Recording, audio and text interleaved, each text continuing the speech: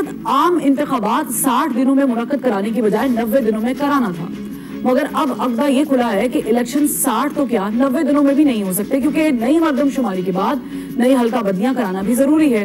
Pakistan Peoples party کی ایک ہی demand ہے کہ انتخابات 90 دنوں میں کرائے جائیں، جبکہ مسلم لیگ نون کے سینئر رہنما احسن اقبال یہ فرماتے ہیں کہ الیکشن 90 دنوں میں ہوں یا پھر 190 دنوں میں ہمیں کوئی دلچسپی نہیں ہے۔ محسوس ہوتا ہے کہ پاکستان پیپلز پارٹی اور نون لیگ گڈ کاپ بیڈ کاپ کی پالیسی پر عمل پیرا ہے، کیونکہ جب سی سی آئی میں نئی مردم شماری کی منظوری دی جا رہی تھی تو اس وقت واضح تھا کہ نئی حلقہ بندیاں بھی ہوں گی، مگر پاکستان پیپلز پارٹی نے نئی مردم شماری کی منظوری کے لیے رضامندی ظاہر کی، اور اب وہی پاکستان پیپلز پارٹی 90 دنوں میں انتخابات کا تقاضا کر رہی ہے۔ پاکستان میں جاری سیاسی عدم استحکام سے لے کر معاشی اور آئینی بحران تک سب معاملات کا ذمہ دار کون ہے، اور سوال یہ ہے کہ اسے حل کرنے کے لیے ادارے ناکام کیوں ہو جاتے ہیں۔ ان بحرانوں سے پاکستان کو نکالنے کے لیے کوئی اقدامات کریں گے بھی یا نہیں کریں گے؟ میں آج کا پینل آپ کو انٹروڈیوس کروا دیتی ہوں۔ ہمیں پاکستان پیپلز پارٹی کے سینئر رہنما فیصل کریم کنڈلی صاحب نے جوائن کیا، ان کے ساتھ ساتھ مسلم لیگ نون کے سینئر رہنما کیسر احمد شیخ صاحب موجود ہیں، اور چیئرمین ایگزیکٹو کمیٹی پاکستان بار کاؤنسل حسن رضا پاشا صاحب بھی ہمیں جوائن کر چکے ہیں۔ میں صاحب آپ سے بھی میں یہی سوال کروں گی، آپ کا کیا سٹیک ہے آپ کی پارٹی کا؟ یہ جو صدر صاحب نے کیا ہے 30 گھنٹوں بعد ایک ٹویٹ کر دیا، اس سے پہلے جب یہ واقعہ پیش آ رہا تھا، یعنی جب آپ لوگ بل پاس کر رہے تھے سینٹ سے بھی اور قومی اسمبلی سے بھی، تب ان کا کوئی ٹویٹ نہیں آیا، کوئی پریس ریلیز نہیں آئی، کوئی بیان نہیں آیا، جب ان کے پاس پہنچ گئے تب بھی نہیں آیا، پھر ایک دم سے ایک گرفتاری ہوتی ہے، اس کے بعد صدر صاحب جو ہے وہ ٹویٹ کرتے ہیں۔ آپ کو لگتا ہے کہ صدر صاحب یہ دانستہ طور پہ کر رہے ہیں؟ بسم اللہ الرحمن الرحیم۔ دیکھیں یہ پورے سینیئر میں اگر آپ دیکھیں کہ صدر صاحب کے پاس ایک بل گیا ہے اور اس کے بعد ٹی وی پہ ہے کہ وہ بل جو ہے وہ پاس ہو چکا ہے، اور بعد میں ایک ٹویٹ آتی ہے ان کے پرسنل ٹویٹ سے کہ جو ہے یہ بل میں نے پاس نہیں کیا اور مجھے میرے سٹاف نے غالباً بائی پاس کیا۔ اس کے بعد ایک اور خبر آتی ہے کہ سیکرٹری کو جو ہے وہ اپنے عہدے سے ہٹا دیا اور کسی اور کو انہوں نے پوزیشن کی جن کو میرے سے لگائی۔ دیکھیں سوال یہ پیدا ہوتا ہے کہ آپ نے غالباً اگر اپنے سیکرٹری کو ہٹایا ہے تو آپ نے کیا انکوائری کی ہے؟ آپ ٹویٹ کرنے سے پہلے ان کو چاہے تو انکوائری کرتے۔ اب ہمیں یہ ان کے ٹویٹ سے یہ ظاہر ہوتا ہے اور ان کے سیکرٹری صاحب کی اس سے یہ ظاہر ہوتا ہے کہ شاید ان کے سیکرٹری صاحب اسے ملوث تھے، اور انہوں نے انکوائری کی ہے اور اس میں ان کے سیکرٹری یا جو بھی ملوث تھے، کیا ان کی سزا صرف ٹرانسفر ہے؟ یہ بھی تو نہیں ہے، اور پھر سیکرٹری صاحب کی طرف سے اپنا ایک پوائنٹ آف ویو آ رہا ہے۔ تو انہوں نے پہلے پی ٹی آئی کے چیئرمین نے ملک کو انٹرنیشنل دنیا میں بدنام کیا، اور اب پریزیڈنٹ صاحب جو ہیں وہ لگے ہوئے ہیں اپنے پاکستان کو جس طریقے سے دنیا کیا سمجھے کہ پاکستان کی پریزیڈنسی میں کیا ہو رہا ہے، ان کے ناک کے نیچے کیا ہو رہا ہے۔ اگر یہ اس وقت ایکشن لے لیا جاتا ہے جب انہوں نے غیر قانونی طور پہ اسمبلی اپوائنٹ کی، تو آج ہمیں یہ دن دیکھنے کو نہ پڑتے۔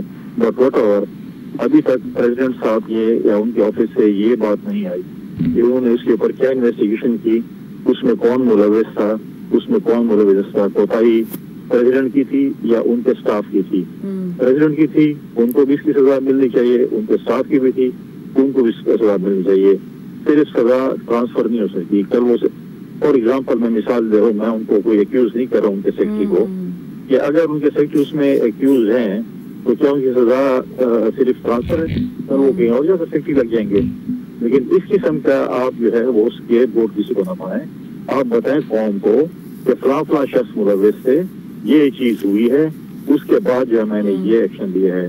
یہ چیزوں سے جو ہے آپ جو ہے رائے فرار اختیار نہیں کر سکتے۔ صحیح ہے۔ میں حسن رضا پاشا صاحب آپ سے یہ قانونی جو پیرامیٹرز ہیں اس پہ کوسچن کرنا چاہوں گی کہ صدر صاحب کے پاس بل جاتا ہے اور ظاہر ہے کہ ہمیں آرٹیکل 75 بتاتا ہے کہ انہوں نے ظاہر ہے کہ 10 دنوں میں اس کا فیصلہ کرنا ہے، یا اعتراضات لگا کر واپس بھیجنے ہیں، یا پھر اس کو ایکسیپٹ کرنا ہے، یعنی اس کا اپروول دینا ہے۔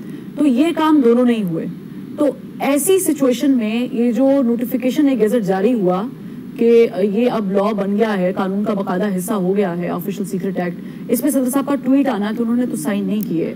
یہ ایسے معاملے میں جب بل جاتا ہے اور صدر صاحب مکر جائیں کہ جی میں تو سائن نہیں کیے، میں تو اپنے عملے کو کہا تھا کہ یہ واپس بھیج دیں، اور ظاہر ہے واپس بھی آپ خالی تو نہیں بھیج سکتے, اس پہ کچھ نہ کچھ اعتراضات یا کچھ سکم نکال کے آپ کو بھیجنا ہوتا ہے نا, ایسے تو نہیں ہو سکتا.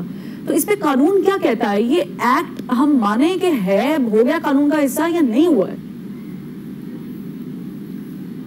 بسم اللہ الرحمن الرحیم. میں سب سے پہلے یہ گزارش کروں گا کہ بل جب دونوں ایوانوں نے پاس کر کے بھیج دیا صدر مملکت کو, تو آرٹیکل 75 جو ہے وہ پروویژن انووک کی جاتی ہے ایسی صورتحال میں, اور اس میں دو اختیار ہے صدر صاحب کے پاس.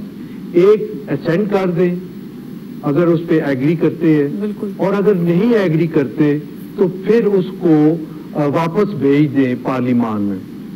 اب اس میں یہ ہوا کہ نہ انہوں نے اسینڈ دی اور نہ ہی 21 تاریخ تک یہ واپس آیا.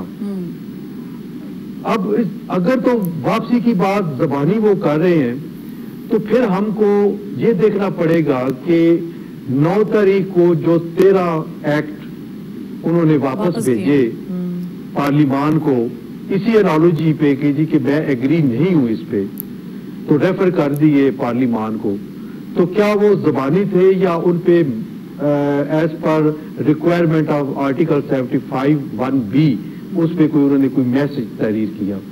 اگر تو میسج تحریر ان پہ تھے پھر تو ابھی ہم یہ کنسیڈر کر سکتے ہیں کہ صدر صاحب نے جو زبانی کلامی والی بات کی ہے وہ غلط کی ہے. اور اگر میسج نہیں تھے یا کسی کو میسج تھے کسی پہ نہیں تھے پھر بھی بات اور بنتی ہے. تو اگر میسج اس پہ نہیں میسج تھے تو پھر صدر صاحب غلط ہے, اور اگر میسج نہیں تھے تو پھر صدر صاحب کی بات وہ ٹھیک ہے.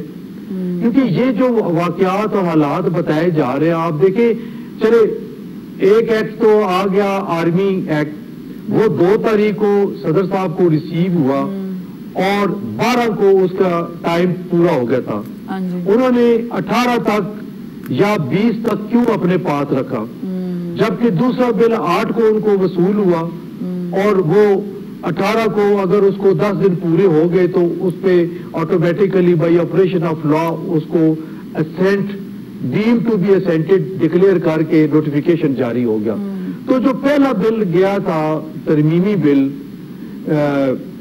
اس میں آرمی ایکٹ میں ترمیم کے لیے, تو اس کو 16 دن بلا وجہ رکھنے کی کیا تک بنتی تھی. تو یہ میرا خیال یہ ہے, اور اگر ٹویٹ کو دیکھا جائے تو اس کے 3 حصے ہیں. پہلا حصہ وہ اللہ کو گواہ بنا کے کہتے ہیں کہ میں نے دستخط نہیں کیے, اس بات کو ہم تسلیم کر لیتے ہیں. دوسرا حصہ جو ہے اس میں انہوں نے کہا کہ آج مجھے پتا چلا, اٹ مینس کہ 24 گھنٹے بعد ان کو پتا چلا کہ یہ ایکٹ بن چکا ہے, جبکہ آپ کو پتا ہے کہ 24 گھنٹے پہلے جی پورے الیکٹرانک میڈیا پہ یہ بات چل گئی کہ یہ انہوں نے سائن کر دی اور وہ قانون کا درجہ اختیار کر گیا. تو کیوں نہیں انہوں نے الیکٹرانک میڈیا پہ, جبکہ ان کا پریس کا اپنا ایک ڈپارٹمنٹ موجود ہے, تو فوری طور پہ تجدید کیوں نہیں کی؟ اگر وہ اس کے ذریعے نہیں کر سکتے تھے تو وہ ٹویٹ کر سکتے تھے. حالانکہ ٹویٹ کی کوئی قانونی حیثیت نہیں ہے, اور یہ ٹویٹ کر کے بھی انہوں نے پورے جو پروسیس ہے پورا سسٹم ہے اس کے ساتھ موکری کی ہے. ان کو قانون میں یا رولز آف بزنس میں ٹویٹ کی کوئی حیثیت نہیں ہے. جس طریقے سے قانون ان کے پاس گیا تھا وہی طریقہ قانون واپس بھیجنے کا ہے. ایک رجسٹر مینٹین ہوتا ہے, ڈائری رجسٹر جس کو کہتے ہیں, اور سیکرٹری صاحب نے باقاعدہ اس کا نمبر مینشن کیا کہ اس کا ڈائری نمبر 196 تھا جو انہوں نے ان کو بھیجا, جو کہ واپس نہیں آیا. تو یہ ساری باتیں اگر آپ دیکھتے ہیں اس تناظر میں, تو اور اس ٹویٹ کا جو آخری حصہ ہے وہ بڑا امپورٹنٹ ہے.